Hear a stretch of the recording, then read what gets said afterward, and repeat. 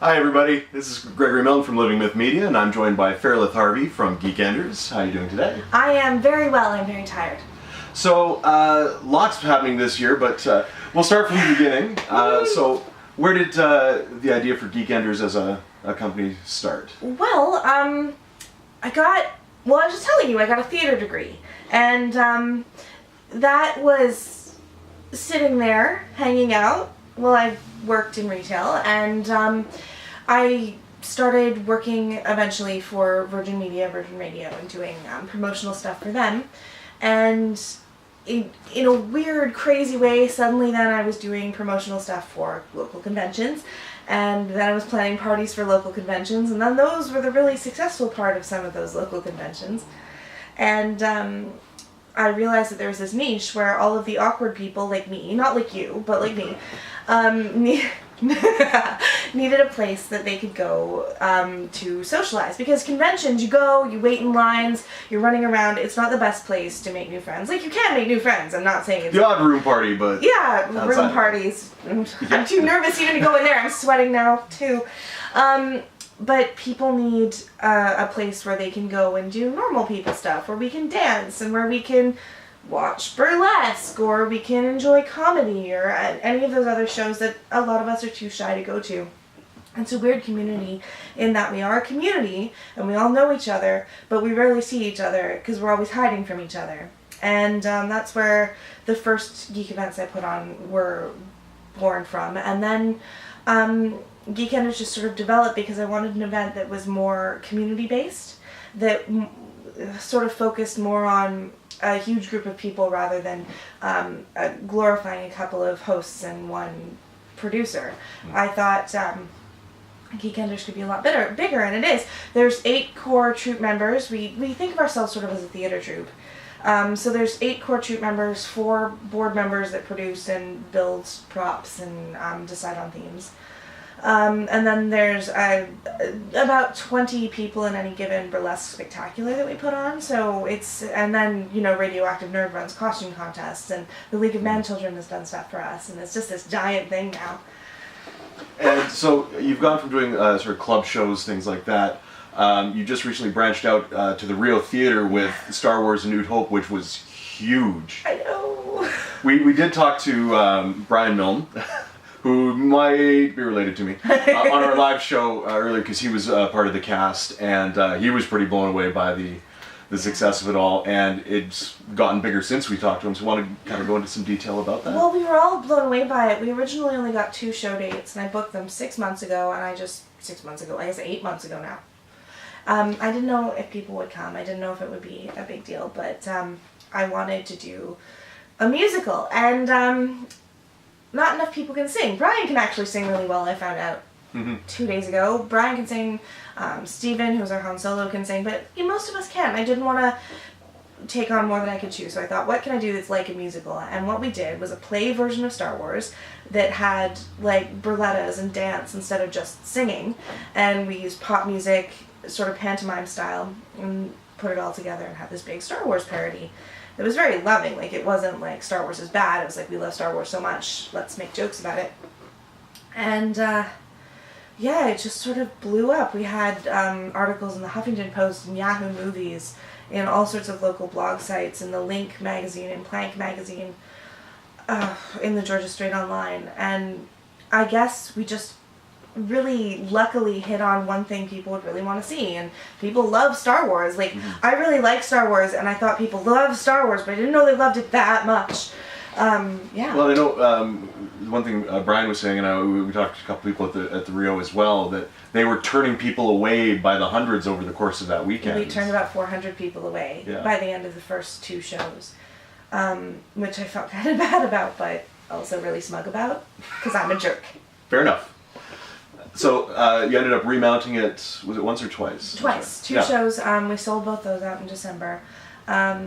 And we didn't have quite the same lines because people didn't know about it. It was a last minute, like, oh, let's do this again. But we sold them out.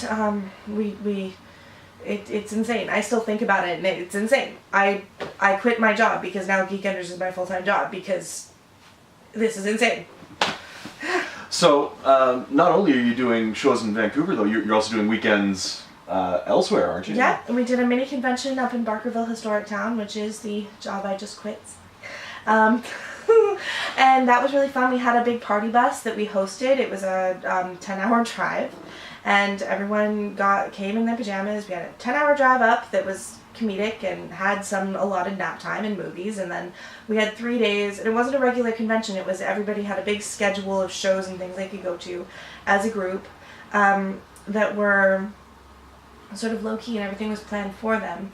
Everything was optional, but this way they could socialize and see shows, because our troupe will do a little variety show at the beginning of a dance party.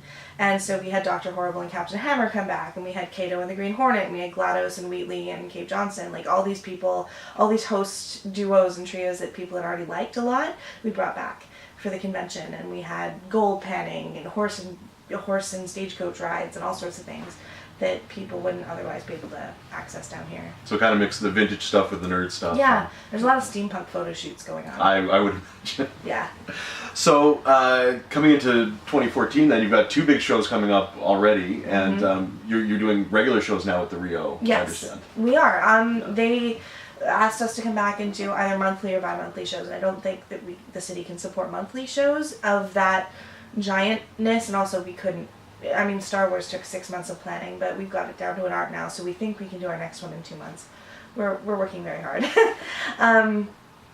Yeah, we're doing monthly shows at the Wise Hall, we're doing bi-monthly shows at the Rio, and then we're taking the summer off, and then coming back in the fall, and I'm just shell-shocked. Like, I don't know how long we could sustain this, but I think for a long time. I've never seen anyone of any group come into one of our events and not like it and not feel at home. So I think it's got a lot of staying power. Like something like Sin City has been going on for so long, and our community needs an event like that that's there that they can go to. For sure. So what are the shows specifically that are coming up then? Well, we have the Tim Burton show, A Nightmare After Christmas, coming up on this January 18th. And that's going to be our in the Cellar nightclub at Granville and Nelson, our last one in the Cellar, because we've outgrown it. And after that's going to the Wise Hall? After that's going to the Wise Hall, which is bigger and has a disco ball, which is important to my dance comfortability. Comfortableness? Well, now I'm blanking on comfort. Comfort? I think just comfort in general. That's not enough syllables. I probably know. Comfort. That is all right, writing nerds in the comment section below. Pick a word. Comfortablesque. So to my comfort is disco ball, and there'll be magic and belly dancing and singing and burlesque and all sorts of stuff at that one. Then we've got Holy Geekenders Batman, which is our retro superhero themed club night at the Wise Hall. Yeah, and it's going to be the dance party part is going to be all 60s music mixed in with the nerd stuff. So we're going to encourage people to come in like 60s inspired outfits, and you dance to the Beatles, which is not something we've done before. We've always been very specific, ironic pop and nostalgia. So DuckTales theme and Kesha. Yeah. So I'm really excited about that. And then we've got the Wizard of Braz, which is our big burlesque spectacular in the style of Star Wars, but Wizard of Oz, with Brian Milne and me and all sorts of people that were in Star Wars. Then we've got the Geekenders Guide to the Galaxy in April. Did I just skip a month? No. Yes, I did, but I'll go back to it.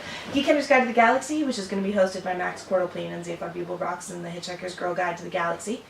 And it'll be random acts that didn't fit into any of our other themes, and we'll make guide entries about them. Then March is Apocalypso, which is our Apocalypse Luau in Vault 42. Oh, okay. Yeah, we've got a whole Fallout plot plan for everyone to take part in, and we're going to say that we decorated our vault to look like the historic Wise Hall for everyone's comfort, and we'll pledge to the Overseer, and it'll be pretty fun. And then in April we also have The Empire Strips Back, which is the sequel to A Nude Hope, which I'm really excited about. We just finished writing it. And we've got Doc Chocolate, who's a local burlesque performer, coming to play Lando Calrissian. Nice. And we have a Wampa, and we have Yoda, and all sorts of new characters in the fall. Harry Potter burlesque spectacular is planned, Lord of the Rings trilogy. We have so much that we'd like to do. And we'll just keep doing it as long as people want to see what we come up with. We're all writers and actors and performers of some kind, so I don't think the quality is ever going to diminish. I think it can only get better as we learn. For sure. Well, I think that's all we have now. Do you have any parting words for everybody? The shows are going to be really good. You should come to them. And of course, we here at Living Myth Media will keep you abreast of all of the news. I couldn't help it. No. Keep you up to date on all of the news. And we'll see you soon. Bye.